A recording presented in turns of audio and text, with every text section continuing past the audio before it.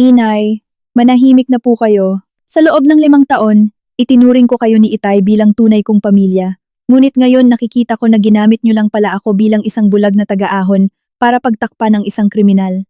Ang asawa ko ay idineklarang patay na 5 taon na ang nakalipas. Di umano ay inanod ng rumaragas ang baha noong may matinding hagupit ng bagyo. Mula noon, pinarangalan ko ang kanyang alaala sa pamamagitan ng pagpapamisa sa kanyang pangalan, pagbuhay sa aking mga biyenan, at pagbabayad sa dambuhalang bundok ng utang na iniwan niya nang siya ay mabangkarote. Subalit, nang bisitahin ko ang isang may sakit na kasamahan sa eksklusibong St. Luke's Medical Center sa Bonifacio Global City, hindi ako makapaniwala sa nakita ng aking mga mata.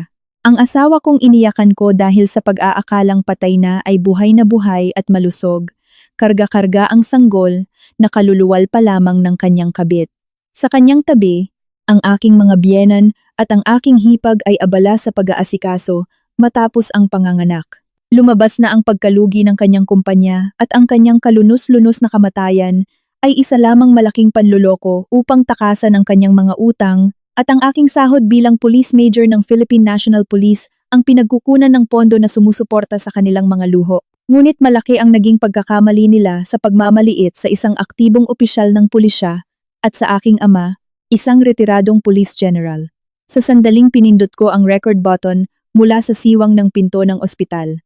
Ang lambat ng hustisya ay walang awang sumasara na sa buong pamilyang iyon. Mula sa sandaling ito, inaanyayahan ko kayong saksihan ang kakatwang 5 taon na aking nabuhay at ang nakakapasong sandali ng paghihiganti kung saan, sa ngalan ng batas, ay ibinalik ko sa kanila ang lahat ng pinsalang kanilang idinulot. Kung gusto ninyong malaman ang aking kwento, huwag kalimutang pindutin ang subscribe button at ilike ang aming channel na Kwentong Tita Chona.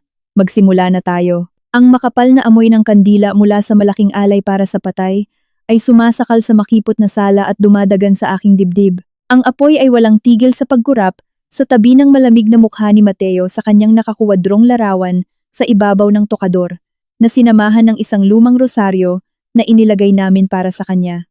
Ang ngiti ng lalaking iyon, na di umano ay nalunod sa isang bangin noong may matinding bagyo 5 taon na, ang nakararaan ay nanatiling maaliwalas, ngunit walang kaluluwa.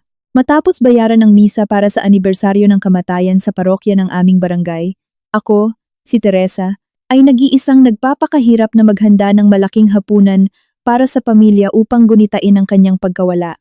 Ang pawis ay tumutulo sa aking mga pilipisan, binabasa ang kwelyo ng aking simpleng damit. Sa loob ng 1,825 araw, sa ilalim ng titulong byuda, tahimik kong inako ang tungkulin bilang haligi ng tahanan sa gumuguhong bahay na ito. Ang aking mga kamay, na dati ay sanay sa paghawak ng baril, mga folder ng investigasyon, at paghuli sa mga kriminal ng Homicide Division, ngayon ay magaspang at puno ng kalyo dahil sa paghuhugas, paglilinis, pagluluto, at pagbabayad ng milyon-milyong utang. Ito ay dahil nilinlang ako ni Mateo na pumirma bilang garantor ng kanyang kumpanya bago siya naglaho. Ang lumang 3 palapag na apartment na matatagpuan sa dulo ng isang makipot na eskinita sa Sampaloc, Maynila, ay laging madilim at basa. Walang bakas ng init ng pamilya roon. Ang tanging pumupuno sa bahay ay ang walang katapusang mga buntong hininga at mga tingin ng pagdududa na nanunuot hanggang buto. Nang sandaling iyon, pumasok ang aking biyenang si Carmela sa kusina. Namamaga ang kanyang mga talukap. Ang panyong nakasampay sa kanyang balikat ay basa ng kanyang luhang buwaya. Habang nakatingin sa litrato ng kanyang anak, nagsimula siyang humagulgol gamit ang paos na tinig. Mateo, anak ko, 5 taon na ang lumipas simula nang iwan mo ang iyong mga magulang. Kung hindi lang sana nalugi ang letseng kumpanyang iyon, hindi ka sana namatay ng ganito kawalang katarungan, at naiwan mo pa ang iyong kaawang-awang asawa na pumapasan sa lahat ng utang. Pakiramdam ko ay bumabagsak ang mundo sa akin. Nang hindi lumilingon, patuloy lang ako sa ritmikong paghiwa ng karne. Ang tunog ng kutsilyong tumatama sa sangkalan ay umaalingaw-ngaw ng malakas, na tila sinusubukang putulin ang mga peking panaghoy na umuulan sa aking mga tainga araw-araw. Kabisado ko na ang dramang iyon. Mangyari man ito tuwing anibersaryo, tuwing Pasko, o sa mga araw na nagiging mapilit ang mga maniningil ng utang. Palaging bumabagsak sa kama ang biyanan ko, umiiyak ng husto upang pukawin ang awa ng kanyang mabuting manugang. Lumapit si Carmela at hinawakan ang balikat ko gamit ang kanyang mabutong mga kamay. Ang kanyang umiiyak na boses ay mabilis na napalitan ng isang mapagkalkulang bulong. Teresa, alam kong nahihirapan ka ng labis. Dahil sa iyo, sa loob ng 5 taon na ito, payapang nakakapagpahinga ang ating si Mateo sa kabilang buhay. Ngunit ngayong buwan, walang awang nanggugulo ang mga inutangan natin. Kailangan nating magbayad ng 500,000 piso para sa interes ng inutangan para sa matrikula sa kolehiyo ni Clarice. At ang biyenan mong lalaki ay gabi-gabing inuubo, ngunit wala man lang tayong 20,000 piso para sa kanyang mga gamot. Kanino pa ba aasa ang matandang inang ito kundi sa iyo? Ipinikit ko ang aking mga mata at pilit na nilunok ang isang buntong hininga na nagmumula sa kailaliman ng aking dibdib. Ang pisikal at mental na pagod ay nakadagan sa aking mga balikat bilang isang pulis. Pakiramdam ko ang aking tiwala ay parang isang bangin na unti-unting kinakain ng mga alon ng kanilang kasakiman. Ang aking instinto bilang pulis at talas bilang profesional ay matagal nang nagbibigay babala sa akin tungkol sa pagiging hindi natural ng sitwasyong ito. Ang kupasin ngunit napakamahal na damit na seda na suot ng aking biyenan at ang amoy ng mamahaling imported na tabako na nanggagaling sa aking biyenang lalaki mula sa likod bahay ay sadyang sumasalungat sa kanilang mga reklamo ng kahirapan. Gayunpaman, ang pagmamahal sa pamilya ng aking yumaong asawa at ang aking pakiramdam ng moral na responsibilidad ay nagpilit sa akin na ipikit ang aking mga mata sa sarili kong mga hinala. Nang sandaling iyon, pumasok sa kusina ang hipag kong si Clarice na may tamad na paglalakad. Nagkunwari siyang tumutulong sa pamamagitan ng pagkuha ng isang bigkis ng kinsay, ngunit ang kanyang malilikot na mata ay walang tigil sa pagtingin sa aking bag sa ibabaw ng mesa. Gamit ang matamis na boses na puno ng malisya, binitiwan niya ang kanyang patama. Ate, siguro pagod na pagod ka na matapos ang isang buwang trabaho sa labas. Nabalitaan kong nalutas ninyo ang isang napakalaking kaso na binigyan ka ng medalya ng kagitingan at isang malaking bonus. Siguradong nagkakahalaga iyon ng 100,000 piso, tama ba? At tiyak na tinaasan din ang sahod mo. Nakakatuwa naman para sa iyo. Ang walang hiyang tanong ni Clarice ay tila isang malamig na tubig na ibinuhos sa aking pasensya. Nitong mga nakaraang taon, ang hipag na ito ay namuhay na parang linta. Kinukuhaan ako ng pera para sa lahat, mula sa kanyang pag-aaral sa unibersidad hanggang sa kanyang pang-araw-araw na gastusin. Sa kanyang paningin, hindi ako naiiba sa isang automated teller machine. Lumingon ako at tinitigan siya gamit ang aking matatalim na mata bilang investigador. Siya ay nanliit at yumuko. Sumagot ako sa isang boses na walang emosyon. Ang bonus ay nakabatay sa regulasyon at sapat lang para sa mga gamot ng iyong ama. Hindi ito ang kayamanan na iniisip ng mga tao. Mabuti pang itigil mo na ang pangingialam sa bulsa ng iba. Mag-focus ka sa pagtatapos at mag-alala sa sarili mong kinabukasan. Ang aking matatalim na salita ay nagpayelo sa kapaligiran ng kusina sa isang iglap. Ang pekeng ngiti ng aking biyenang babae ay nauwi sa isang ngiwi ng kawalang ginhawa. Mabilis siyang dumepensa para sa kanyang anak. Naku po, nagtatanong lang naman si Clarice dahil nag-aalala siya sa iyo. Ano pa bang ibang intensyon ang magkakaroon siya? Huwag ka namang masyadong balat sibuyas. Sa wakas, ang lahat ng pagkain ay maayos na inihapag sa hapagkainan. Ang mapusyaw na liwanag ng kandila ay nagpalabo sa mga mapagkunwaring mukha na nag-aantanda, nagkukunwaring nagdarasal para sa walang hanggang kapayapaan ng namatay bago maghapunan. Umatras ako ng isang hakbang at malamig na pinagmasdan ang peking debosyon ng pamilya ng aking asawa. Sa pinakailaliman ng aking pagkatao ay palaging may nakaharang na isang hindi nakikitang pader, isang matinding pakiramdam ng pagkakahiwalay. Sa loob ng 5 taon, ay ibinigay ko ang lahat ng mayroon ako, pati na ang perang inutang ko mismo sa aking sariling ama upang suportahan ang pamilyang ito at bayaran ang mga utang. Ngunit ang tanging natanggap ko kapalit ay mga palihim na psikolohikal na manipulasyon at isang teatro ng pagdarahop na araw-araw nilang ginagawa. Gayunpaman, ang aking katatagan bilang babae at karangalan bilang lingkod bayan ay hindi nagpapahintulot sa aking sumuko o gumuho. Sinabi ko sa sarili ko na dapat akong maging matatag, na dapat kong tuparin ang aking tungkulin bilang manugang upang malinis kong maharap ang aking konsensya at ang alaala ng aking asawa. Ngunit ang aking rasyonal na bahagi ay nagsimulang makapansin ng mga bitak na masyadong malaki sa kaduda-dudang daloy ng pera at sa mga kahina-hinalang gastusin ng pamilya. Ang paghikbi ng aking biyenan ay humalo sa nakarecord na dasal ng rosaryo na tumutunog mula sa isang maliit na radyo sa sulok na lumilikha ng isang nakakagambala at nakakasakal na ingay. Tinitigan ko ng malalim ang mga apoy ng kandila. Ang natutunaw na wax na pumapatak sa malamig na mantel ay tila sumisimbolo kung paano ang aking huling patak ng pananampalataya ay nauubos hanggang sa mawala. Matapos ang seremonya, ang mabigat na trabaho sa himpilan ng pulisya ay nagbalik sa akin sa aking abalang buhay. Ngunit ang anino ng lumang at malagim na bahay na iyon sa Sampaloc ay patuloy na sumusunod sa akin. Tuwing umaga, bago ko isuot ang aking uniforme at lumabas ng pinto, nahaharap ako sa isang listahan ng mga gastusin, kuryente, tubig, pagkain ng lahat, at ang mga inutangan ng aking hipag. Ang pang-araw-araw na pagtitiis na ito ay unti-unting lumalamon sa akin, umuubos sa lakas ng isang 30 taong gulang na babae. Bilang isang veteranang investigador ng homicide, sanay akong harapin ang mga bayolenteng kriminal. Ngunit pagtuntong ko sa pintuan ng bahay na iyon, kailangan kong maging masunuring manugang na pumapasan sa lahat ng kasalanan at utang ng namatay. Ang brutal na kaibahang ito ay minsan nagiiwan sa akin na pagod na pagod. Isang hapon, dahil sa biglaang pagkakansela ng isang pulong sa punong tanggapan, umuwi ako ng 2 oras na mas maaga kaysa sa nakasanayan. Ang aking tahimik na hakbang ng pulis ay walang ginawang anumang ingay habang umaakyat sa lumang hagdanang kahoy. Pagdaan ko sa kwarto ni Clarice, ang nakaawang na pinto ay nagbigay daan upang makita ko ang isang nakakabunyag na eksena. Si Clarice ay nasa harap ng salamin. May labis na pagmamalaking hawak ang isang kumikinang na bag na gawa sa balat ng buwaya. Ang metal na logo ay kumikinang sa ilalim ng fluorescent na ilaw.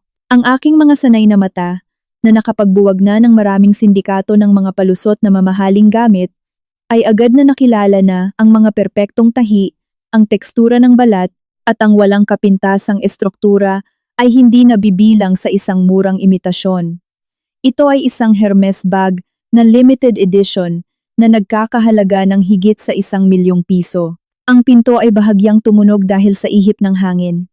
Napabuntong hininga si Clarice at sa takot ay itinago ang bag sa pinakailalim ng aparador. Nang mapansin akong nakatayo sa hamba ng pinto, nawala ang kulay ng kanyang mukha.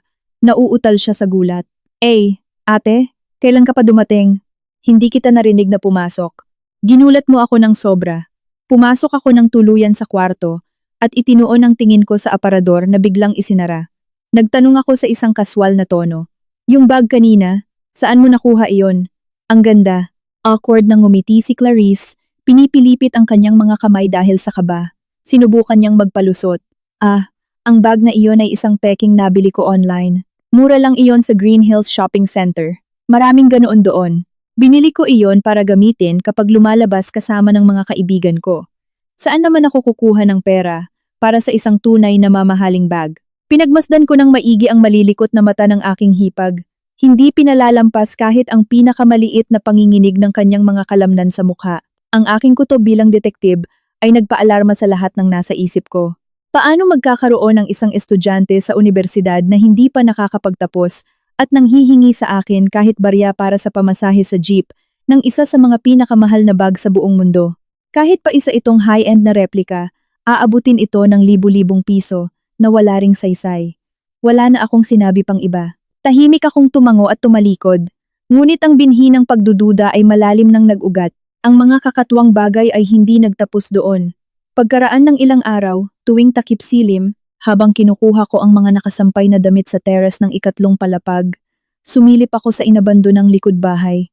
Ang biyenan kong lalaki, na laging nakahiga sa kama, at ginagawang dahilan ang kanyang talamak na tuberkulosis, ay nagtatago sa anino ng pader. Lumingalinga siya, nagsindi ng lighter, at malalim na humithit ng sigarilyo. Dahil sa kislap ng apoy sa dilim, malinaw kong nakita ang mamahaling gintong kaha. Ito ay mga imported na mamahaling sigarilyo na may pinakamataas na kalidad, isang luhong tabako na reserbado lamang para sa mga mayayaman, na ang halaga ng isang kaha ay katumbas ng 3 araw na sahod ng isang ordinaryong manggagawa.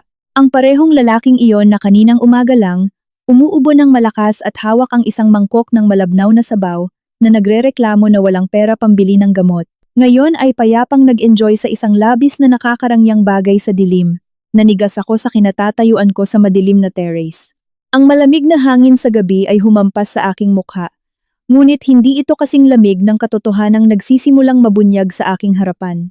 Ang mga kontradiksyon at kasinungalingan sa pagitan ng mga salita at gawa ng pamilya ng aking asawa ay parang mga matutulis na patalim na lumilikha ng mga hindi na maaayos na sira sa pader ng tiwala na pinaghirapan kong buuin nitong nakaraang 5 taon. Hindi ako kailanman nagtipid ng kahit isang sentimo para pakainin ang pamilyang ito.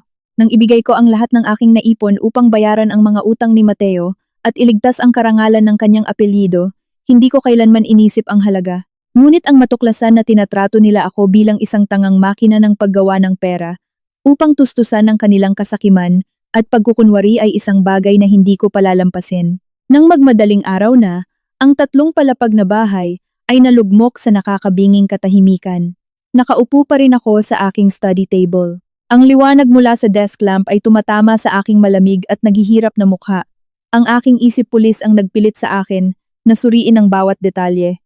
Ang kahina-hinalang malinis na pagkalugi ng kumpanya ni Mateo 5 taon na ang nakararaan, ang mga daloy ng pera na naglaho ng walang bakas, at ang kakatuwang pagiging kalmado ng aking mga biyanan noong mawala ang kanilang panganay na anak. Lahat ng ito ay tumutugma tulad ng huling piraso ng isang madilim na puzzle. Ang hugis ng isang dambuhalang panloloko ay malinaw nang nakikita. Tumayo ako, lumapit sa bintana, at tumingin sa madilim at walang taong eskinita. Eksaktong 1:00 ng madaling araw, ang malakas na ugong ng makina ng isang motorsiklo ang bumasag sa katahimikan at biglang huminto sa tapat ng bahay. Sa siwang ng kurtina, nakita ko si Clarice na maingat na binubuksan ang pinto. Isang panggabing courier ang nag-abot sa kanya ng isang pakete na binalot ng itim na electrical tape. Sa ilalim ng mapusyaw na ilaw ng poste, ang mukha ng aking hipag ay sumasalamin sa matinding kaba. Nenerbiyos siyang lumingalinga sa magkabilang panig para tingnan kung may nakakakita sa kanya. Pumirma siya sa resibo, niyakap ang pakete, at tumakbo papasok, dali-daling inilok ang pinto. Nakatayo pa rin ako at mahigpit na nakahawak sa kuwadro ng bintana sa dilim. Namumuti ang aking mga buko sa sobrang higpit. Ang aking mga mata ay naging napakalamig at walang awa. Kinaumagahan, kahit ang maliliwanag na sinag ng araw, ay hindi makapasok sa makakapal na kurtina ng opisina ng aking ama. Si Arturo, kahit retirado na, ay napanatili ang nakakabighaning presensya ng isang police general ng Philippine National Police. Ang kanyang mga mata, matalas na parang salawin, ay tila kayang basahin ang mga lihim ng mundo. Pagpasok ko, ang pamilyar na amoy ng tsaa at mga lumang dokumento ay bumalot sa akin, nagbigay sa akin ng saglit na ginhawa mula sa nakakasakal na hangin sa bahay ng aking mga biyenan. Kalmadong inilapit ng aking ama ang isang tasa ng mainit na tsaa patungo sa akin. Nang makita ang pangingitim sa ilalim ng aking mga mata, napuno ng lungkot ang kanyang mga paningin. Ang pagod ng kanyang nag-iisang anak na babae ay laging parang punyal sa kanyang puso. Marahan niyang tinapik ang kanyang mga daliri sa isang makapal na navy blue na leather folder. Ang kanyang boses, malalim at puno ng awtoridad, ang bumasag sa katahimikan. Teresa, hindi kita ipinatawag ngayon bilang isang ama.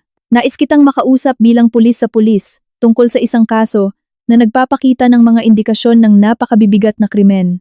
Nanigas ako. Ang aking kutob bilang investigador ng homicide ay dumagan sa aking dibdib. Nang makita ko ang folder, nakaramdam ako ng masamang pangitain. Binuksan ng aking ama ang unang pahina at iniurong papunta sa akin ang mga komplikadong bank statement at mga diagram ng pagdaloy ng pera. Ang mga numero ay tila mapanghamong sumasayaw sa aking mga mata. Nagsalita ang aking ama ng napakalinaw. Tingnan mo ang mga bank account na nakapangalan sa iyong hipag na si Clarice.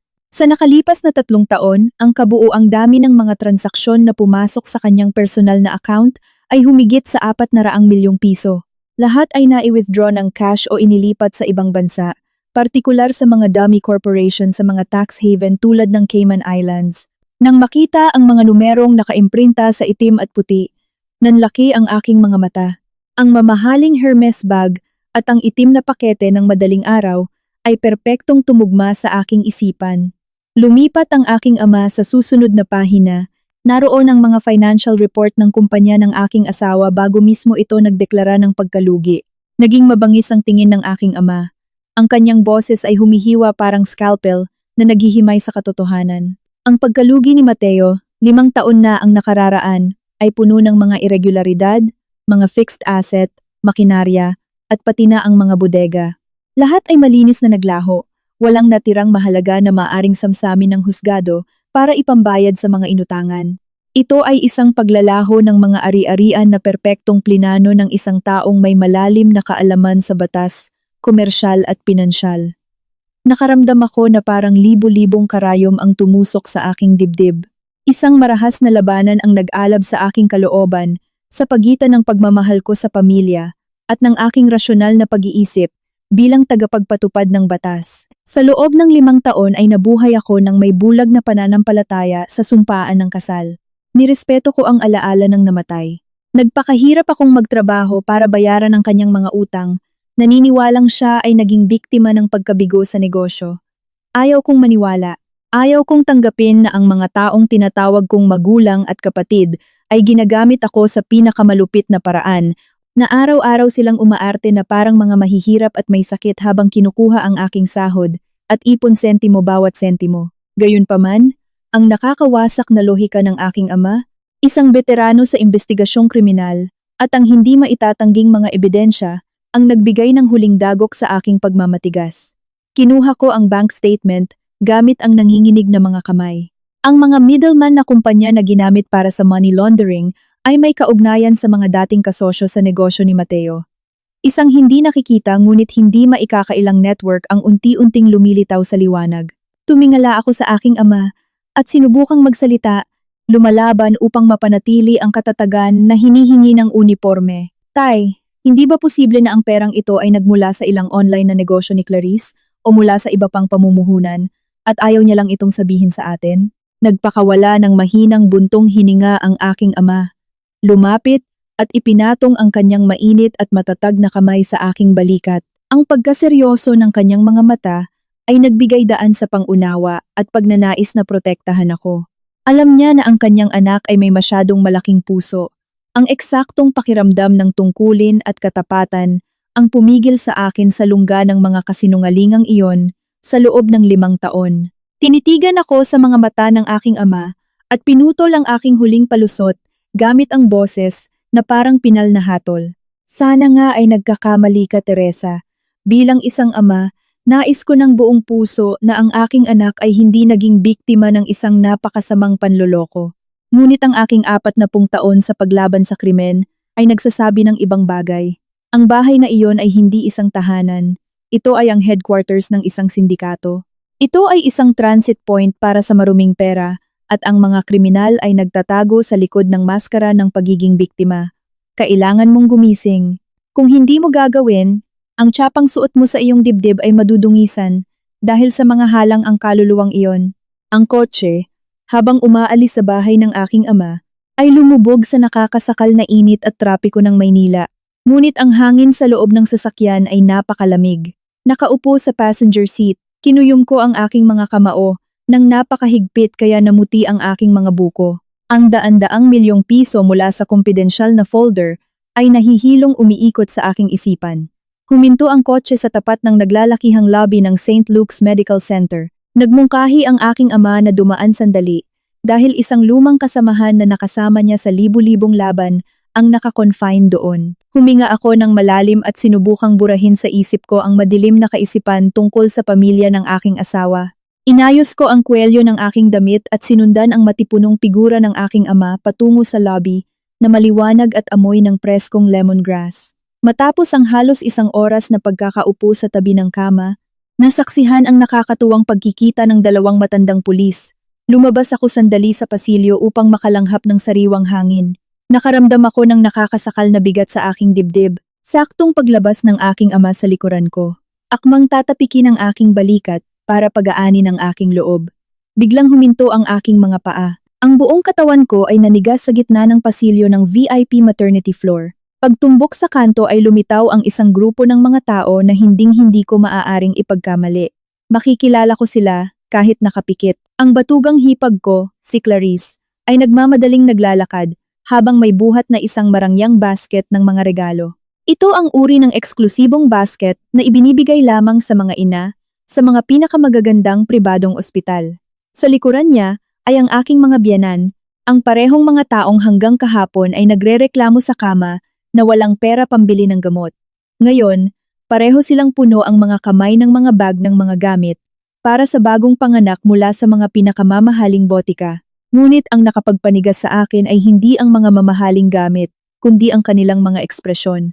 Ang mukha ng aking biyenang babae ay umaapaw sa labis na tuwa na may abot taing ang ngiti. Ang aking biyenang lalaki ay naglalakad ng may sigla na lubos na sumasalungat sa anumang malalang sakit sa baga. Mabilis akong nagtago sa likod ng isang paso ng halaman sa kanto ng pasilyo. Pinaningkitan ko ang aking mga mata at itinuon ang tingin sa tatlo na nag-uusap at nagtatawanan. Ang mga hinala sa aking puso ay umabot sa sukdulan na nauwi sa isang hindi nakikitang takot. Isang malamig na pawis ang gumapang sa aking gulugod. Nagpapanginig sa bawat selula ng aktibong opisyal ng kapulisan na ito. Paano naging posible na ang isang pamilyang di umano ay nakabaon sa kahirapan na nabubuhay lamang sa maliit na sahod ng kanilang manugang ay naroroon sa VIP floor ng isa sa mga pinakamahal na ospital sa bansa? Nagbabayad ng bill sa panganganak na katumbas ng aking taunang sahod? Sino ang pinuntahan nilang alagaan? Sinong bata ang ipinanganak para ang buong pamilya ng mga biktima ay magpakilos at magwaldas ng napakaraming pera at ligaya? Sinulyapan ko ang aking ama. Nakita ko ang paunang pagkalito sa kanyang mga mata, ngunit agad din niyang nabawi ang malamig at matalas na tingin ng isang walang awang imbestigador. Ang mga mata ng matandang general ay lumiit at naging dalawang manipis na linya na naglalabas ng nakamamatay na aura. Ang ilang dekadang karanasan niya ang nagsabi sa kanya na ang buntot ng matandang Soro ay sa wakas ay lumabas na sa lungga nito. Ang aking ama, nang walang sinasabi, ay nagsenyas sa akin na manahimik at dahan-dahang tumango. Ito ay isang malinaw na utos taktikal. Kailangan namin silang sundan. Nauunawaan ang kanyang intensyon, kinuha ko ang aking cellphone, binuksan ang high-resolution na video recording, at ipinatong ang daliri ko sa button. Ang lahat ng aking personal na damdamin bilang asawa at manugang ay napigilan agad. Ang natira na lamang ay ang purong instinto ng isang alagad ng batas na papalapit sa pinangyarihan ng krimen. Wala pa ring napapansin ang pamilya. Masyado silang nalulong sa kanilang labis na tuwa, kaya hindi nila namalayan ang dalawang pares ng malamig at ekspertong mata na sumusubaybay sa bawat galaw nila mula sa mga anino. Palihim namin silang sinundan ng aking ama hanggang sa huminto sila sa tapat ng isang mabigat na pintong gawa sa dark oak wood. Nakasaad sa tanso na plaka ang Presidential Suite 50. Idinikit ko ang sarili ko sa pader. Ang puso ko ay mabilis na tumitibok. Ang cellphone sa kamay ko ay nagre-record na sa high definition. Ang lens ng camera ay nakatutok ng diretsyo sa maliit na salamin ng pinto. Ang mainit na liwanag na tumatagos mula sa salamin ay nagbunyag ng isang eksena na napakalupit na nagpatigas sa dugo sa aking mga ugat. Ang lalaking pinag-alayan ko ng mga misa ng anibersaryo, pinagdasalan ko, at iniyakan ko ng walang katapusan sa loob ng 5 taon. Ang asawa kong si Mateo ay nakatayo sa gitna ng kwarto, ganap na malusog. Hindi siya nalunod, hindi siya patay. Suot niya ay isang napakamahal na silk na polo. Ang buhok niya ay perpektong nakasuklay, at ang mukha niya ay umaapaw sa kalusugan, na may pangangatawan ng isang lalaking nag-enjoy sa buhay na puno ng luho at labis-labis na pagpapakasarap. Sa kanyang mga bisig ay maingat niyang hawak ang isang bagong panganak na sanggol. Tinitingnan ito ng may halatang pagmamalaki. Sa VIP bed ay nakahiga ang isang bata at magandang babae, ang kanyang kabit, na matagumpay na ngumingiti tulad ng isang taong kakatapos lang makamit ang isang malaking tagumpay. Pagkapasok ni Carmela sa pinto, tumakbo siya para yakapin si Mateo. Umaagos ang mga luha sa kanyang kulubot na mukha.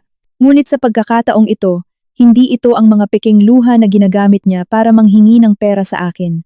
Ito ay luha ng purong debosyon ng isang ina para sa kanyang sinasambang anak. Humahagulgol niyang sinabi, "Anak ko, kawawa kong anak, labis kang nahirapan sa pagtatago mo sa ibang bansa sa loob ng 5 taong ito.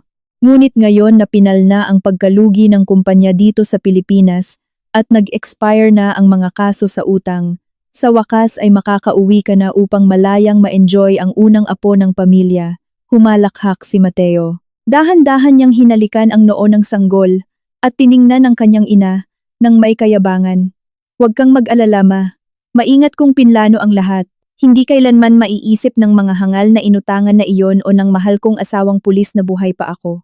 Si Clarice, na nasa tabi niya, ay sumabat ng may ngiting puno ng mali siya. Tinapik ang balikat ng kanyang kapatid at nagmayabang, "Walang anuman kuya. Ang lahat ng pera na ipinadala mo mula sa mga account mo sa ibang bansa na nakapangalan sa akin ay nai-cash ko na at nai-invest na sa mga rest house at lupain sa Tagaytay. Hinugasan ko ang lahat ng walang naiiwan na bakas. Walang sino man ang magsususpetsa ng kahit ano. Ang tangang asawa mo ay patuloy na nagpapakahirap sa pagtatrabaho para bayaran ang mga utang mo. Nakakatuwang isipin kung gaano siya katanga. Gumuho ang buong mundo ko sa isang iglap. Nabingi ako at nakaramdam na parang isang higanting martilyo ang pumukpok sa ulo ko. Ang huling 5 taon ng aking kabataan, ang aking dignidad bilang babae, ang pagmamahal, at ang buong tiwala na ibinigay ko kay Mateo, ay biglang naging isang maruming komedya. Ginawa nila akong isang murang kasangkapan para pagtawanan ako ng pamilyang ito ng mga walang hiya ng nakatalikod. Tinanggihan ko ang mga pagkakataong maging masaya. Pinagkaitan ko ang sarili kong kumain at manamit ng maayos para lang mabayaran ang mga utang ng isang manloloko. At habang ginagawa ko iyon, nagpapakaligaya siya sa kanyang kabit, naglilipat ng milyon-milyon at pinapataba ang kanyang pamilya ng mga linta. Nanikip ang aking dibdib at isang matinding sakit na parang tinusok ang puso ko ang nagpatigil ng paghinga ko. Nanginginig ang mga binti ko na halos hindi na ako makatayo sa malamig na sahig ng ospital. Mga luha ng galit at pagkakanulo ang namuo sa aking mga mata. Ngunit ang pagmamalaki ng isang investigador ng homicide ay hindi nagpahintulot sa aking umiyak o bumigay sa harap ng mga duwag na kriminal na ito. Nagngit-ngit ang mga ngipin ko ng napakalakas kaya dumugo ang mga gilagid ko. Sinusunog ng galit ang aking katwiran.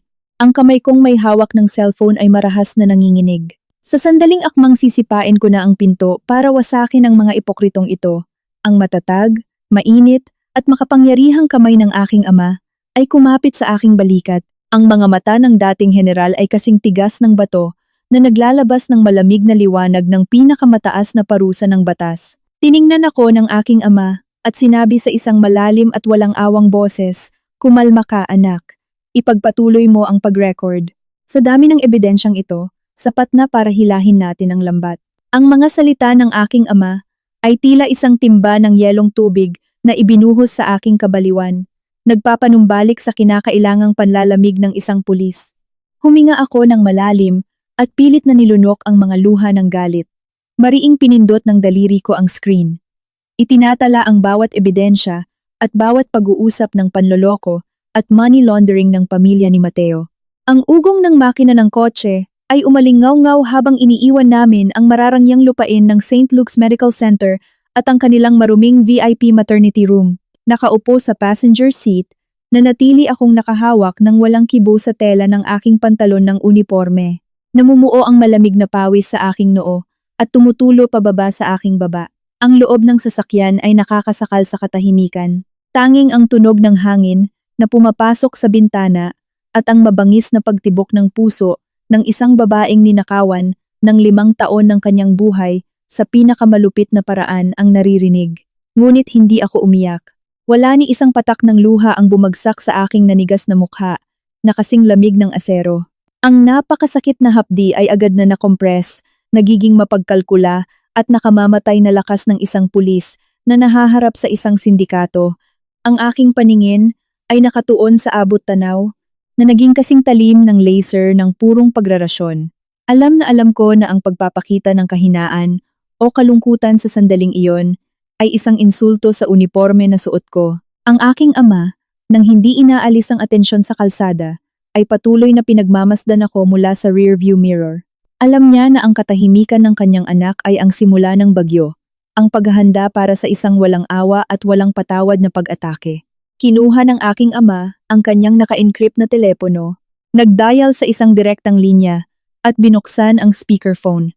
Agad itong sinagot, isang malalim at desididong boses ng isang mataas na opisyal ng Anti-Fraud and Commercial Crimes Unit ng CIDG ang narinig. Hindi na nagpaligoy-ligoy ang aking ama. Si General Arturo ito.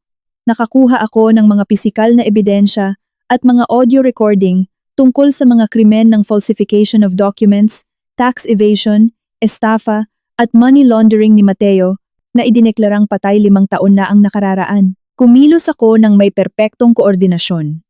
Kinuha ko ang telepono at nag-report ng napakalamig, malinaw at hindi nanginginig ang boses. Lokasyon ng kwarto sa ospital, mga pangalan ng mga sangkot, kabilang sina Carmela at Rigor. Humihiling ng masusing investigasyon sa mga account na nakapangalan kay Clarice at sa kabit. Sa kabilang linya, ang utos ay agad na sinunod. Ilang buwan ng palihim na nagtatrabaho ang aking ama, kasama ng piskalya at nag-iipon ng mga pinansyal na ebidensya. Ang video na kabubuong record ko pa lamang ay ang tiyak na patunay ng buhay na kailangan ng judge. Ang duty judge ay agad na nagbigay ng green light upang ipatupad ang mga warrant of arrest at search warrant na nakahanda na, pati na rin ang pag-freeze sa lahat ng ari-arian at bank accounts. Ibinaba ko ang telepono at sumandal sa upuan. Humugot ng malalalim na hininga. Inintindi ko ang brutal na realidad na matagal ko na palang pinapakain ang mga sarili kong berdugo. Isang marahas na psikolohikal na pagbabago ang nangyari sa loob ko. Naunawaan ko na ang pag-iyak o pagmamakaawa sa mga taong nawalan na ng pagkatao, tulad ng pamilya ni Mateo, ay isang kaawa-awang gawin ng mga talunan. Ang tanging marangal at walang awang paghihiganti na maaari kong ipatupad bilang isang opisyal ng pulisya ay ang gamitin ng batas, ang aking pinakamalakas na sandata, upang agawin sa kanila ang pinakamamahal at pinapahalagahan nila, ang maduming pera, ang kanilang pekeng kayamanan, at ang kanilang kalayaan. Kung umarte sila na lugi na para hindi magbayad ng utang at ginamit ang aking awa bilang pananggalang para protektahan ang kanilang ilegal na kayamanan, gagawin ko ang mismong bahay nila bilang kulungan na magsasara sa kasakiman ng buong pamilya. Bumagal ang pagtakbo ng kotse at lumiko papasok sa pamilyar na eskinita sa Sampaloc. Ang mga lintang iyon ay hindi pa rin nakakaalam na ang walang awang lambat ng hustisya ay bumabagsak na sa kanilang mga ulo. Huminga ako ng malalim upang mabawi ang aking karaniwang pagiging kalmado. Alam ko na ang pinal na labanang ito ay nangangailangan ng nagyayelong katalinuhan at walang hanggang pasensya upang pilitin ang mga biktima na tuluyang ilantad ang kanilang mga sarili. Tiningnan ko ang aking ama, binigyan niya ako ng isang banayad na tango. Ang mga mata ay puno ng pagmamalaki at buong tiwala sa katapangan ng kanyang anak. Ikaw na ang maunang pumasok. Ang Joint Task Force ay darating sa loob ng 15 minuto. Hayaan mong tapusin ng mga hayop na iyan ang kanilang huling dula-dulaan. Tahimik kong binuksan ang pinto at lumabas. Huminto ako sandali sa lilim ng pader ng eskinita, gamit ang side mirror ng isang motorsiklo. Sa aking mga mata, na sumasalamin sa salamin, wala na kahit isang bakas ng pagmamahal bilang asawa noong 5 taon na ang nakararaan. Tanging ang awtoridad at matalim na panig ng isang pulis na handang magbuwag ng isang sindikato ang nagliliwanag. Nang isara ko sa likuran ko ang lumang kahoy na pinto sa pasukan, naglaho ang mga ingay sa labas. Ang hangin sa loob ay amoy kulob at murang pagkain pa rin. Ang parehong amoy na sa loob ng huling 5 taon ay natutunan kong tanggapin bilang marangal na pabango ng isang pamilyang nawalan ng yaman. Sa gitna ng madilim na kusina, nakahanda ang hapunan sa ibabaw ng gasgas na mesang formika, isang piraso ng tirang tortang itlog, lantang kangkong, at kaunting matigas na pandesal. Isang setup ng kahirapan na perpektong idinisenyo upang salubungin ang manugang na umuuwi mula sa trabaho. Ito rin ang parehong psikolohikal na patibong na hindi nagbago sa loob ng 1,800 araw. Tamad na nakaupo ang biyanan ko sa tabi ng biyanang lalaki, nagkukunwaring pagod at maputla. Nang makita niya akong pumasok, umubo siya ng pilit at tuyo ng ilang beses. Si Clarice, na nakaupo sa isang sulok ng mesa, ay sinadyang kuskusin ang kanyang mga mata para papulahin ang mga ito at nagsimulang magpunas ng mga pinggang may tatal, umaarte sa papel ng isang nagdurusa at mabuting hipag. Walang reaksyon, isinabit ko ang aking tsapa at sombrero sa sabitan nang may perpektong katumpakan at pagiging kalmado. Hinila ko ang isang silya at umupo sa tapat nilang tatlo. Agad sinimulan ng aking biyenan ang palabas. Pinupunasan ng gilid ng kanyang mga mata gamit ang isang lumang panyo. Umikbi siya sa kanyang nakasanayang nakakaawang tono. Teresa, siguradong pagod na pagod ka sa dami ng trabaho. Halika, kumain ka ng kaunti kasama namin. Simula nang umalis si Mateo, ang bahay natin ay gumuho na. Mabuti na lang at mayroon kaming isang tapat na manugang na nagbabayad ng aming mga utang at nag-aalaga sa wasak na pamilyang ito. Kung hindi dahil sa iyo, ang 2 matatandang may sakit na ito ay matagal na sanang namatay.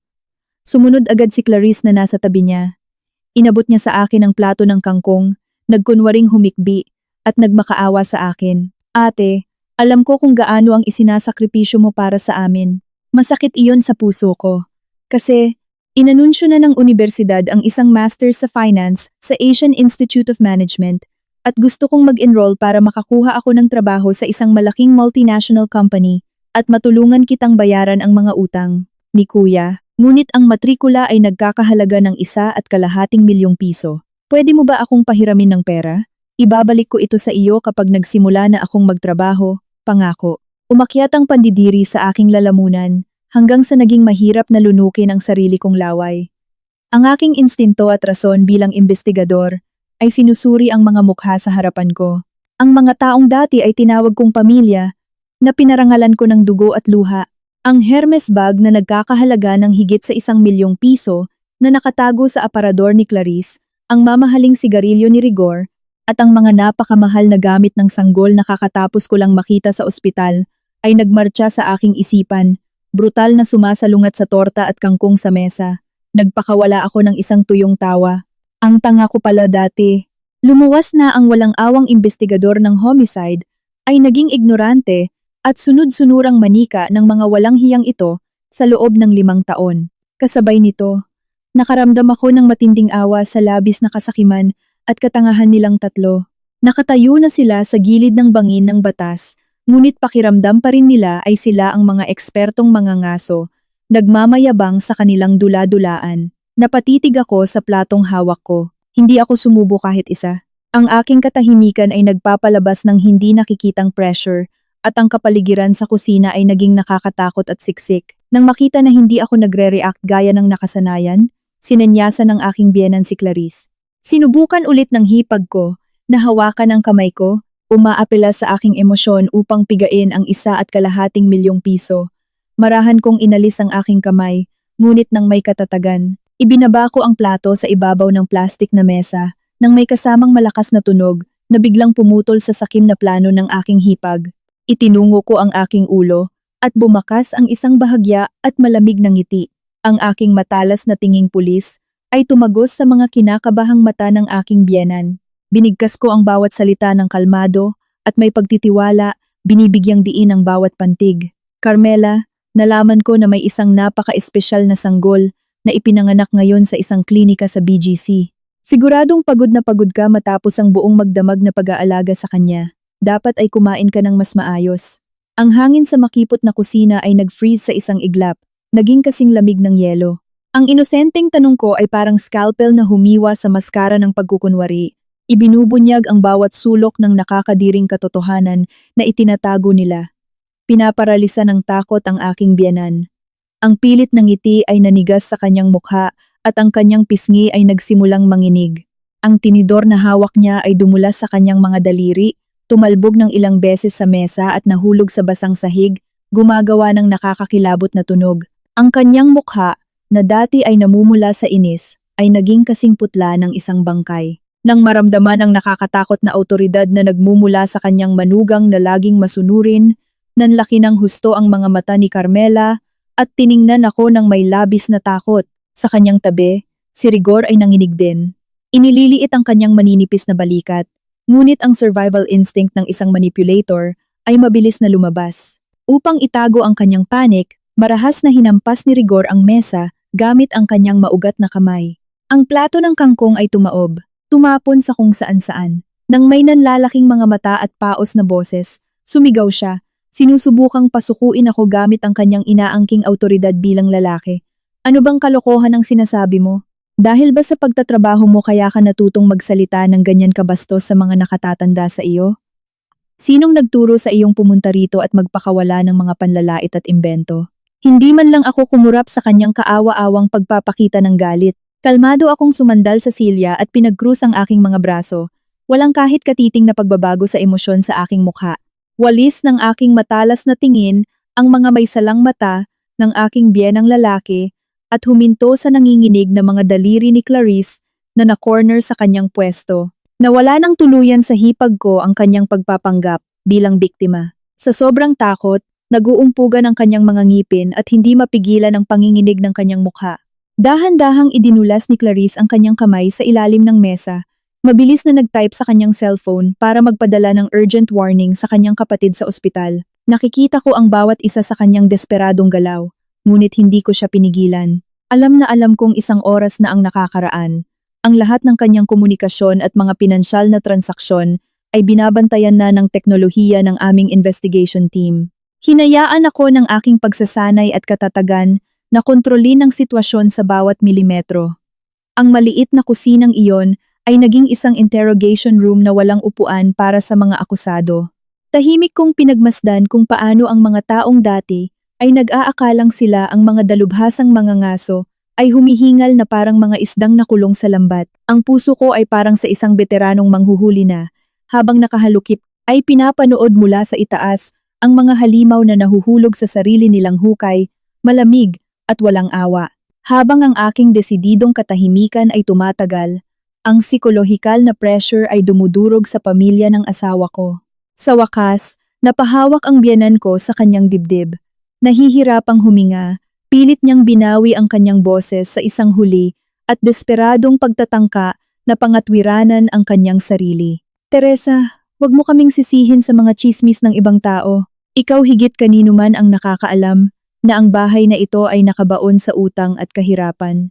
Saan kami kukuha ng pera para pumunta sa ganoong kamahal na ospital? Hindi mo dapat sinasabi ng basta-basta ang mga bagay na iyan.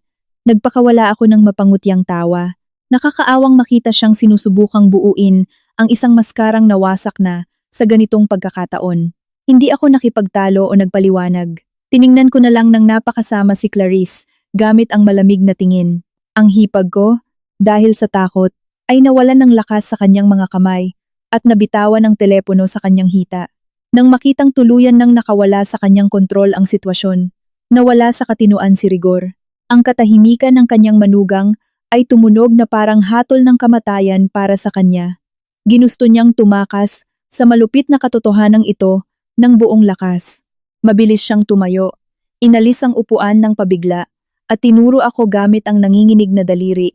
Sumisigaw ng buong lakas sa pagtatangkang palayasin ako sa kalye, sa pamamagitan ng pananakot para takpan ang kakilakilabot na katotohanan.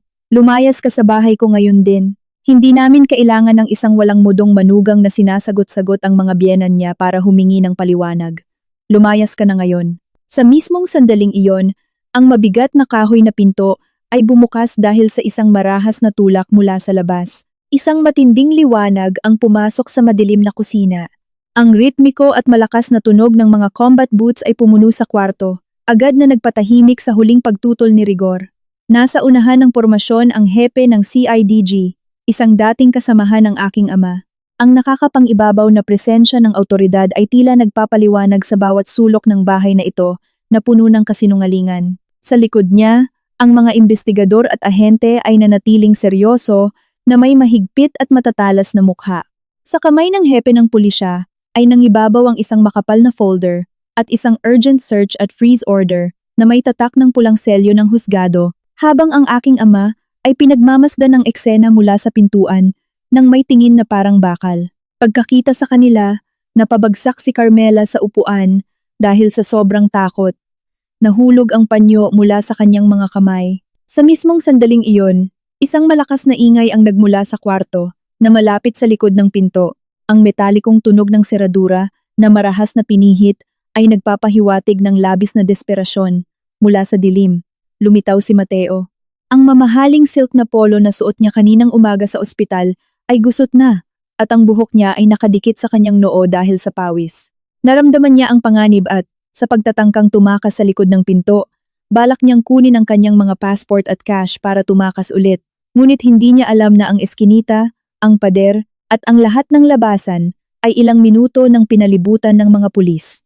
Huminto siya sa paglalakad, gulat na nakatingin sa mga tsapa at ranggo sa uniforme ng aking ama at ng mga pulis. Namutla agad ang kanyang mukha sa isang iglap, naging kasing kulay ng abo. Ang mga tuhod ng manlolokong ito ay nanginginig ng husto hanggang sa bumigay at napabagsak siya sa malamig na sahig. Humihingal siya sa isang estado ng buong kahihiyan. Ang nakakatakot na puwersa ng batas ay bumagsak tulad ng isang hindi nakikitang espada sa mga madulas na kriminal na ito na nagtago sa loob ng 5 taon. Naintindihan noon ng aking mga biyenan ang malupit na katotohanan. Ang masunurin at tahimik na manugang ay sa katotohanan ang matibay na selda ng bakal na ngayon ay sumasakal sa kanila. Hindi na ito ang Teresa na biktima na binabagabag ng mga utang sa isang maruming mesa. Siya na ang police major na nakatayo at tuwid na pinagmamasdan ang pagbagsak ng kanilang imperyo ng kasinungalingan. Sa aking mga mata, habang nakatingin kay Mateo, wala na ni isang bakas ng samahan bilang asawa o nostalgia. Tanging ang panlalamig na lang ng isang alagad ng batas na nakaharap sa isang mapanganib na kriminal ang natira. Ang aking buong katahimikan ay mas nakamamatay pa kaysa sa 1,000 insulto. Ipinakita nito na ang aking pasensya ay tapos na. Dumating na ang oras para sa mga nagtanim ng hangin na umani ng bagyo. Humakbang ang aking ama, tumayo ng matayog sa harap ng lalaking nakadapa sa sahig. Ang kanyang matigas na tingin ay nagbigay ng ganoon katinding pressure, kaya hindi man lang nangahas na itaas ni Mateo ang kanyang ulo. Dahan-dahang binuksan ng aking ama ang folder at may madiin na boses na binasa ito ng malakas. Ang kanyang mga salita ay umalingaw-ngaw sa mga tainga ng lahat ng naroroon. Mateo, inaaresto kita para sa mga krimen ng falsification of documents, tax evasion, estafa, at money laundering. Ang malamig at metalikong tunog ng posas ang humiwa sa malagim na hangin sa loob ng bahay. 2 pulis ang mabilis na lumapit at pinusasan ang nanginginig na mga kamay ni Mateo sa likuran nito. Ang tunog na iyon ang naging mitsa. Pinag-alab nito ang huli at desperadong panlalaban ni Carmela. Ang babae na hanggang sa 1 segundo lang ay nagpapanggap na gulat sa upuan, ay biglang nakakuha ng baliw na lakas na parang isang hayop na na-corner. Parang baliw siyang sumugod sa kanyang anak. Hinawakan ng mga balikat nito at tinulak ang isang pulis para protektahan ang kanyang pinakamamahal na supling. Umatungal siya ng kaawa-awa. Umagos ang dagat ng uhog at luha sa kanyang kulubot na mukha. Tiningnan niya ang aking ama gamit ang mga matang puno ng puot at sinigawan. Gusto mo bang patayin ang asawa ng anak ko? Kakatakas lang niya sa kamatayan para makauwi. Paano kayo naging ganito kalupit? Ang mga nakakabinging sigaw ng aking biyanan ay umalingaw-ngaw sa kusina. Ang duwag niyang asawa, sa harap ng mga baril at asul na uniforme, ay nanatiling nakayuko, hiyang-hiya at hindi makapagsalita. Tumayo ako. Ang mabilis at malakas na paggalaw ko ay nagpabagsak sa plastik na silya pabalik sa sahig na tile nang may malakas na kalabog. Umaagaw sa atensyon ng lahat patungo sa akin. Ang tinapak-tapakang pasensya ng isang babae at ang pinigilang karangalan ng isang pulis sa loob ng 5 taon ay tuluyan ng sumabog tulad ng isang hindi mapipigilang puwersa ng hustisya.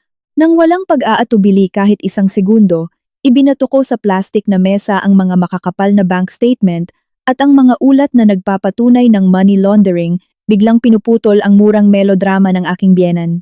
Ang tunog ng folder na tumama sa mesa ay umalingaw-ngaw parang sampal sa mukha ng lahat ng kanilang mga kasinungalingan. Ang mga diagram ng pagdaloy ng maduming pera at ang mga resibo ay nagliparan, bumagsak sa nakakaawang torta at nakakalat na kangkong. Wala nang puwang sa puso ko para sa pagiging palakaibigan, awa, samahan bilang mag-asawa, o katapatan ng pamilya. 5 taon ng aking kabataan. Lahat ng sinakripisyo ko para buhayin sila, bayaran ang mga utang nila, at tiisin ang mga pagdududa nila, ay naging isang mapangwasak na kaso. Tumayo ako ng matuwid na parang isang hurado sa korte. Tumatagos ang tingin sa takot na mukha ng aking biyenan at sa nawasak na figura ng aking biyenang lalaki. Bawat salitang lumabas sa bibig ko ay malinaw at direkta. Dinudurog ang kanilang psikolohikal na depensa at tuluyang tinatanggalan sila ng pagiging makasarili at mukhang pera na itinago nila sa ilalim ng salitang pamilya. Humakbang ako palapit. Ang distansya sa biyenan ko, na araw-araw ay nagrereklamo sa paghihirap, ay lumiit sa halos 1 dangkal na lang. Tiningnan ko siya ng diretsyo sa mga mata niyang puno ng takot. Mababa ang boses ko, pero nagtataglay ng sobrang autoridad at panlalamig, kaya kahit si Clarice, na nakapulupot sa kanyang sulok, ay napahawak sa ulo na nanginginig sa takot. Carmela, tumahimik ka. Sa loob ng 5 taon, itinuring ko kayo ni Rigor bilang tunay kong pamilya. Ngunit ngayon nakikita ko na ginamit niyo lang pala ako bilang isang bulag na taga-ahon para pagtakpan ng isang kriminal. Ang mga matatag kong salita ay yumanig sa maliit na kusina. Tuluyang pinatahimik ang huling atungal ng aking biyenan. Binalot ang kwarto ng takot na paghingal ng pamilya at ang nakakapangibabaw na katahimikan ng mga pulis na nakapaligid sa kanila. Nanatili akong nakatayo, hindi inaalis ang tingin sa namumutlang mukha ng aking hipag na nakayuko sa kanto. Humakbang ulit ako at tinapik ng daliri ang report na naglalaman ng lahat ng ebidensya ng kanilang mga krimen. Malinaw na umalingaw-ngaw ang boses ng police major, binubuwag ang lahat ng maling akala sa sinasabi nilang kayamanan. Akala niyo ba ang pagpapasa ng mga ari-arian gamit si Clarice at ang kabit sa ibang bansa at paglalaba ng pera ay perpektong plano? Hayaan niyong ipaalam ko sa inyo. Mula 3:00 ng hapon ngayong araw, ang lahat ng bank accounts at investment funds na nakapangalan kay Clarice at sa kabit ni Mateo ay na-freeze na dahil sa pakikipagtulungan ng CIDG at ng Anti-Money Laundering Council. Nang marinig iyon, nanlaki ang mga mata ni Clarice. Tuluyang nawalan ng lakas ang kanyang mga kamay at nabitawan niya ang cellphone sa basang sahig. Nabasag ang screen nito, katulad ng mga pangarap niyang yumaman. Nang hindi humihinto, itinuon ko ang tingin ko kay Rigor. Tinuro ang dokumento ng freeze order na may pulang selyo. Malinaw akong nagsalita sa lalaking maraming taon nang nagkukunwaring isang may sakit na matanda. At hindi lang mga accounts iyan. Ang mga rest house at lupain sa Tagaytay na binili sa pangalan ni Clarice at pati na rin itong 3 palapag na apartment ay nakatanggap na ng urgent freeze order para ibayad sa mga biktimang niloko ni Mateo 5 taon na ang nakararaan. Aalis kayo sa bahay na ito nang walang dalang kahit ano? Eksakto sa parehong kahirapan na inarte nyo sa harap ko. Ang dagok na ito ay gumiba sa huling natitirang mapanlinlang na kayabangan ni Clarice. Siya na laging minamaliit ako at itinuring akong simpleng ATM niya ay nawalan ng lakas sa buong katawan. Bumagsak siya sa sahig, gumagapang papunta sa mga paa ko at kumakapit sa tela ng aking uniforme gamit ang kanyang nanginginig na mga kamay. Ang kanyang desperado at nakakaawang pag-iyak ay pumuno sa kwarto. Ate, parang awa mo na. Parang awa mo na. Naging tanga ako. Ginawa ko lang ang inutos sa akin ni Kuya. Wala na akong ibang alam. Ayaw kong makulong. Nagmamakaawa ako. Iligtas mo ako, ate. Nang makita si Clarice na nakaluhod at nagmamakaawa, napuno ng ipo-ipo ng emosyon ang kalooban ko. Ang matagumpay na ginhawa ng hustisya na nahaluan ng mapait na pandidiri sa mga nakakaawang buhay na nabulag sa kasakiman.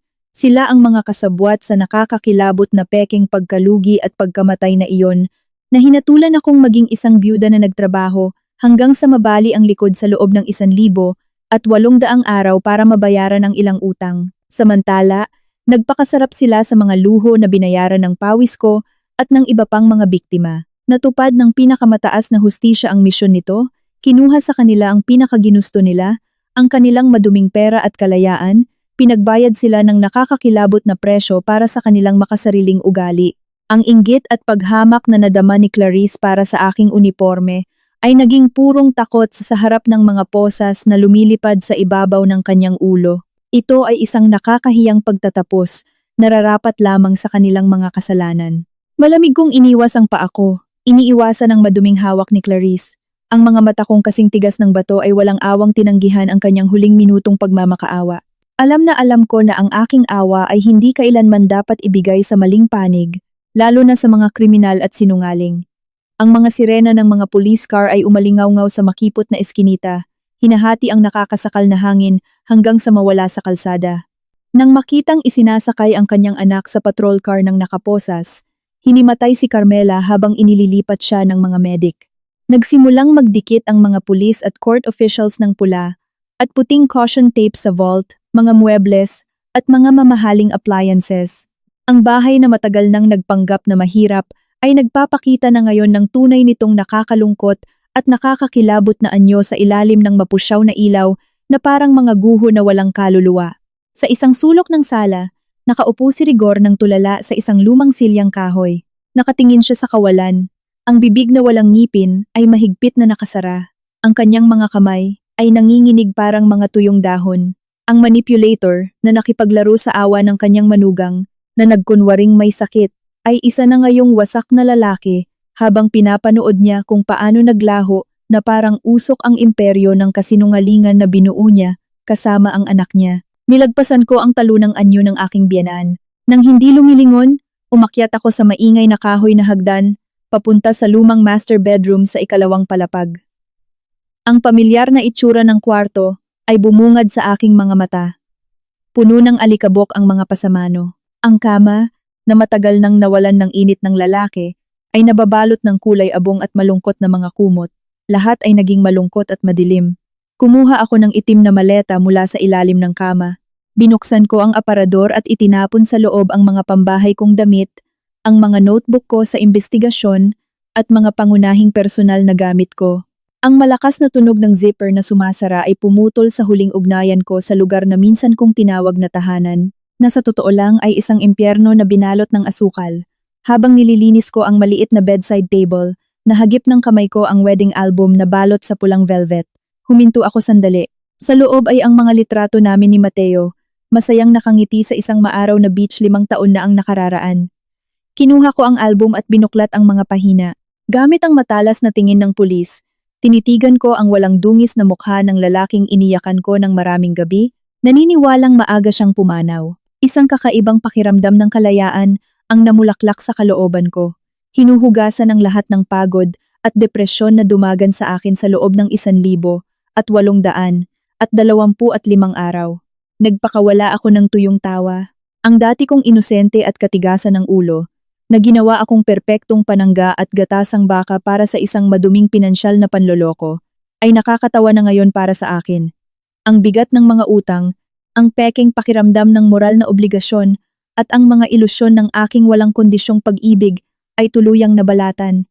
Pakiramdam ko ay kasinggaan ako ng isang balahibo na lumilipad matapos ang bagyo. Tiningnan ko sa huling pagkakataon ng kwarto, ang lugar kung saan itinago ko ang aking malulungkot na luha sa unan at nanatiling gising habang iniisip kung paano kukuha ng pera para mabayaran ang utang ng kanyang pamilya. Ngayon, ang lahat ng iyon ay isa na lamang alaala na nararapat itapon sa basurahan. Buong tapang kong itinapon ang wedding album sa bunton ng mga kalat sa sulok. Wala na ni isang bakas ng pagkapit o kapaitan. Ibinalik sa akin ang aking rasyonal bilang alagad ng batas ang tunay kong karangalan. Pagbitaw ko sa hawakan ng maleta, gumawa ng malinaw na pag-click ang bakal. Tuluyan nang nagsara ang pinakamadilim na kabanata ng buhay ko sa bahay na ito. Nilawanagan ng araw sa panibagong umaga ang barricade tape na idinikit ng mga pulis. Ibinubunyag ang pagkawasak ng 3 palapag na bahay pagkatapos ng malagim na gabing iyon. Pinalabas sa mga balita ng husto ng media ang tungkol sa panloloko, falsification of documents, at money laundering na pinlano ni Mateo. Ang mga front page ng mga dyaryo at ang mga headline ng balita sa umaga ay inilantad ang dula ng kanyang pagkamatay. Ibinubunyag sa lahat ng detalye ang daan-daang milyong piso na nilipat sa ibang bansa at ang mga ari-arian na binili sa pangalan ng kapatid niya. Naging mitsa ng galit ang mga balita. Mula maagang oras, 12-12 ng mga inutangan na naloko ni Mateo 5 taon na ang nakararaan ang dumagsa sa eskinita na lumikha ng isang hindi pa nagagawang kaguluhan. Sumisigaw sila, kinakatok ng malakas ang pinto, at inoobliga si Rigor na ibalik ang pera nila. Ang lugar na minsan naging peking taguan ay naging totoong hukay ng mga utang at kahihiyan. Isang realidad na hindi mapagtatakpan ng kahit lahat pa ng luha ni Carmela. Habang nilalamon ng kaguluhan ng lumang bahay, dumating ako ng maaga sa presinto, kung saan tinapos ko ang proseso ng pagbibigay ng salaysay bilang testigo at nagbigay ng mga pinal na audio files. Naglakad ako sa mga pasilyo nang may matatag na hakbang. Ang tunog ng aking takong ay malinaw na umalingaw-ngaw sa mga tile. Wala na ni katiting na bakas ng pagod at masunuring babae ng nakaraan. Paglabas ko ng interrogation room, 12-12 ng mga kasamahan ang naghihintay sa akin sa pasilyo. Ang kanilang mga tingin ay puno ng respeto at paghanga sa lakas ng isip at tapang ng isang babaeng pulis. Isang malapit na kasamahan ang lumapit, tinapik ako sa balikat, at sinabi sa isang emosyonal na boses, "Teresa, napakagaling mo. Dahil sa iyo, ang karangalan ng ating uniforme ay nananatiling buo. Siguradong napakahirap para sa iyo na tiisin iyon ng mag-isa sa loob ng 5 taon. Pwede mo nang ibaba ang napakabigat na pasaning iyan." Bahagya akong ngumiti sa taus-pusong mga salita ng pagpapalakas loob, nagpapasalamat sa suporta nila. Tinuruan ako ng pagiging pulis ng kababaang loob at pagiging maingat kaya hindi na ako masyadong nagsalita pa. Bumaba ako ng diretso sa pangunahing lobby. Naroon ang ama ko, ang veteranong general, nakasandal sa barandilya, hawak ang 2 tasang umuusok na kape sa kanyang mga kamay. Ngumiti siya ng buong init nang makitang pababa sa hagdan ang kanyang anak na babae. Inabot niya sa akin ang isa sa mga tasa. Ang mga mata niya ay sumasalamin sa walang hanggang pagmamalaki at sa malalim na pagkaunawa na nalampasan naming dalawa ang isang mabangis na labanan. Pagkuha ko sa tasa mula sa mga kamay ng ama ko, ang init ay dumaloy mula sa aking palad hanggang sa kaibuturan ng aking puso, nagbibigay sa akin ng tunay na pakiramdam ng kalayaan. Isang emosyon na hindi ko naranasan kahit minsan sa huling 5 taon. Tumingala ako sa malawak na asul na langit na umaabot sa itaas ng courtyard ng presinto. Ngayon, ang kalangitan ay napakaliwanag at walang kahit anong maitim na ulap. Hindi tulad ng mga gabi kung saan palihim akong umiyak sa harap ng litrato at kandila ni Mateo, ang matinding hatol ng batas ay hindi magtatagal para parusahan ng walang awa si Mateo para sa kanyang panloloko at tax evasion, at si Clarice para sa kanyang pagtatakip at money laundering. Gayunpaman, alam ko na ang tunay na parusa na lalamon sa kanila sa natitirang bahagi ng kanilang buhay ay ang pagsisisi, ang kahihiyan, at ang mapalibutan ng mga maniningil ng utang sa pinakamatinding kahirapan. Ang mga posas ng aking pekeng obligasyon at ng aking mga sakripisyo para sa isang ipokritong pag-ibig ay nadurog, ibinabalik sa akin ang walang bahid na dignidad ng isang opisyal ng pulisya na nagawang talunin ang kasamaan na armado lamang ng purong rason. 3 buwan ang nakalipas, ang pagdinig ng kaso laban kay Mateo at sa mga kasabwat niya ay natapos. Ang korte ay maingay pa rin dahil sa mainit na bulong-bulungan, ngunit nang hatulan ng huwes si Mateo ng pinagsamang 12 taong pagkakakulong para sa mga krimen ng estafa, tax evasion, at pagtatago ng yaman, biglang nahinto ang lahat ng ingay. Ang tusong hipag na si Clarice ay nahatulan ng 5 taong pagkakakulong dahil sa money laundering at pagtatakip. Habang nakasuot ang malamig na posas, kinaladkad siya patungo sa prison van na humahagulgol ng mapait. Lumabas ako sa malaking kahoy na pinto ng korte. Ang tela ng uniforme ko ay bahagyang kumakaway sa ritmo ng desidido kong mga hakbang. Ito ang imahe ng isang pulis na tumupad sa kanyang misyon na magpatupad ng hustisya ng perpekto. Ang tensyon ng investigasyon at ng paglilitis ay tapos na. Tanging ang kalmado, makapangyarihan, at kagalang-galang na figura ng isang pulis ng Pilipinas ang natira. Habang bumababa ako sa hagdanan ng korte sa ilalim ng maliwanag na araw, huminto ako sa paglalakad sa harap ng isang nakakaawang bulto na nakasandal sa bakal na barandilya. Ito ay ang dating biyenan ko, ang parehong babae na umiiyak araw-araw tungkol sa paghihirap para sirain ang tiwala ko sa sarili ko. Tila tumanda siya ng 10 taon sa isang kisap mata. Ang kanyang puti at manipis na buhok ay magulong nakalaylay sa kanyang payat na balikat. Ang bahay niya ay naembargo na at ang lahat ng maruming yaman ay nakumpiska na. Nakuha ng anak niya ang maksimum na parusa at ang anak niyang babae ay nakakulong ng 5 taon. Ang nakamamatay na dagok ng batas ay tuluyang sumira sa lahat ng pag-aari ng mapagkalkulang babaeng iyon. Tiningnan niya ako ng blanko at puno ng puot, pero hindi niya ako nagawang laitin o gumawa ng eksena tulad noong dati. Ang paggalang na nakakabit sa uniforme ko at ang presensya ng mga pulis sa lugar ay nagpatahimik sa kanyang nahuling galit. Nanatili akong nakatayo, tuwid ang likod, at pinagmasdan ko ang payat niyang mukha ng may buong pagiging kalmado, nang walang kahit anong kaguluhan sa emosyon. Wala akong nararamdamang pagnanais na maghiganti ng personal, o kaya ay walang kwentang awa. Matatag na nagpatuloy ako sa paglalakad at nilagpasan siya. Iniwan ko siya tulad ng isang multo sa nakaraan, tulad ng isang estranghero na dumaan lamang sa buhay ko ng sandali. Sa open area ng korte, naghihintay ang kotse ng ama ko habang nakaandar ang makina. Nakatayo ang aking ama sa tabi ng pinto, pinapanood ang nag-iisa niyang anak na bumababa sa hagdanang bato na may tinging puno ng labis na pagmamalaki. Lumapit ako sa kotse at sa isang matatag na galaw, inalis ko ang maliit na itim na ribon ng pagluluksa na nakakabit sa kwelyo ng damit ko. Ito ang eksaktong simbolo ng panloloko na gumapos sa akin ng 5 taon. Ang piraso ng madilim na tela ay nilipad ng hangin hanggang sa mawala sa kawalan, kinakatawan ang makapangyarihang muling pagkabuhay at pinal na kalayaan ng isang babaeng nakaligtas sa ilang taon ng impyerno. Sa halip nito, sa aking mga balikat, ang mga ginintuang ranggo at insignia ng uniforme ko ay kumikinang ng nakakasilaw sa ilalim ng araw ng hustisya. Nagpapatunay sa karangalan, tapang, at katuwiran ng isang lingkod bayan. Binuksan ko ang pinto at umupo sa tabi ng mahal kong ama. Naramdaman ko ang init ng dugo ko at ang silakbo ng hustisya na tumitibok sa mga ugat ko. Ang ilusyon ng mga utang at ang walang hiyang panloloko ng pamilya ni Mateo ay nadurog na parang basag na salamin sa harap ng napakalaking kapangyarihan ng batas. Ibinabalik sa akin ang buong kalayaan at ang aking buong dignidad. Bahagyang ngumiti ang ama ko. Ang simpleng tango sa pagitan ng dalawang henerasyon ng kapulisan ang pumalit sa anumang salita ng pagbati.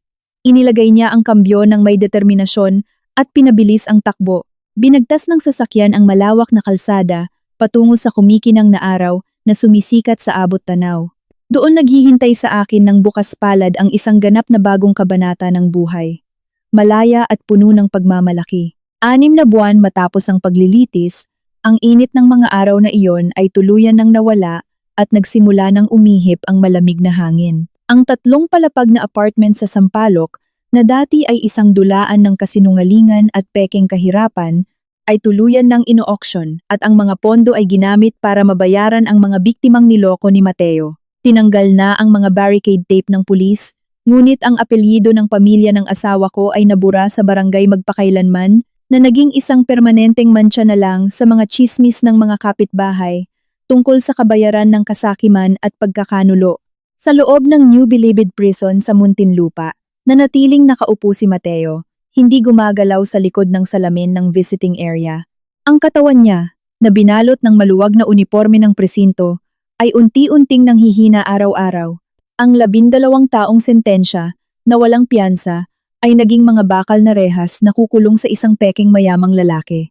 Sa Correctional Institution for Women, pinagdudusahan din ni Clarice ang kanyang 5 taong parusa, dumadaan sa mahahabang araw ng pagsisisi sa likod ng mga rehas. Ang dating inggit niya at ugaling linta ay naging mga luha na lang ng pagsisisi na bumabagsak sa malamig na sementong sahig. Matapos magkaroon ng malubhang sakit, nagtitiis si Carmela araw-araw sa isang madilim na paupahang kwarto sa probinsya. Nawala na ang pera niya, ang bahay niya, at ang 2 niyang mahal na anak. Ngayon, ay tinatanggap niya ang pinakamalupit na parusa mula sa sarili niyang konsensya, nauunawaan na ang pagkonsinti niya, at ang kasakiman niya ang humila sa buong pamilya sa pagkawasak. Sa huling oras ng hapon, ang pulang takip silim ay nagbibigay ng mga huling sinag nito sa malawak na courtyard ng presinto, nagdadala ng presko at nagpapalayang simoy ng hangin. Lumabas ako sa main lobby. Ang perpektong uniforme ng Philippine National Police ay bumalot sa payat pero matatag kong katawan. Ang insignia sa aking balikat ay kumikinang sa ilalim ng ilaw ng paglubog ng araw. Wala na ni isang bakas ng panahon ng pagluluksa ko. Tanging ang kamahalan at katatagan na lang ng nagpapatupad ng hustisya ang namamayani. Huminga ako ng malalim, nararamdaman ang pagpuno ng malinis na hangin sa baga ko.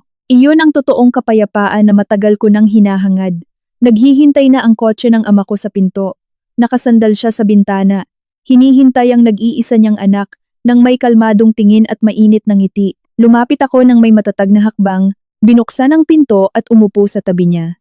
Hindi na kailangan ng maraming salita sa pagitan ng ama at anak. Sa isang tingin lang ng pagkakaunawaan, nakapaloob na doon ang buong pagmamalaki at ang walang katapusang samahan ng 2 henerasyon ng mga pulis.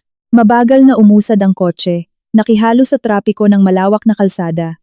Ang araw na palubog na ay naglabas ng isang kumikinang na sinag sa dulo ng kalsada. Ang maduming patibong ay tuluyan ng nawasak.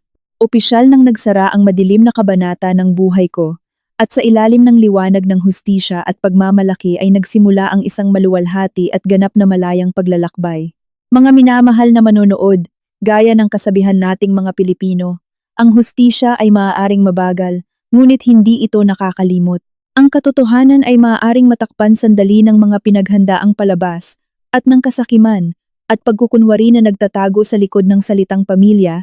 Ngunit ang batas at ang hustisya ay hindi kailanman nagpapatawad sa kasamaan.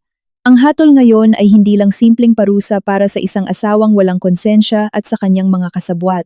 Ito ay malinaw na nagpapatunay na ang panlilinlang at pagsira ng tiwala ay laging nagbabayad ng napakataas na presyo sa bandang huli. Sa pamamagitan nito, opisyal nang sarado ang kaso, at ang mabigat na pasanin na dumagan sa aking mga balikat sa loob ng 5 taon ay tuluyan ng naiangat, sa ngalan ng tsapa at uniforme, na ibalik sa pangunahing tauhan ang kalayaan at karangalan. Gayunpaman, ang paglalakbay natin upang hanapin ang hustisya, bigyang liwanag ang madilim na bahagi ng lipunan at ibunyag ang mga malulupit na psikolohikal na taktika ay hindi titigil dito. Kung nais ninyong patuloy na buksan kasama namin ang mga kasong kasintindi at makatotohanan tulad nito, maglaan ng sandali upang pindutin ang subscribe button at i-turn on ang notification bell. Ang inyong pagsama, pag-subscribe, at mga komento ang aming pinakamalaking lakas upang patuloy na gumawa ng mga malalalim, matatalas, at totoong kwento. Salamat sa pakikinig sa kwentong ito hanggang dulo. Magkita-kita tayo sa susunod na kwento ng Lambat ng Hustisya. Mga minamahal na manunood, ang aming channel na Kwentong Tita Chona ay pansamantalang nagpapaalam. Salamat sa inyong atensyon. Mangyaring huwag kalimutang i-like at mag-subscribe. Magbibigay ito sa amin ng maraming enerhiya upang patuloy na gumawa ng mas magagandang videos. Hangad ko ang kalusugan, kaligayahan, at kapayapaan para sa inyong lahat. Magkita-kita tayo sa susunod na video. Salamat po.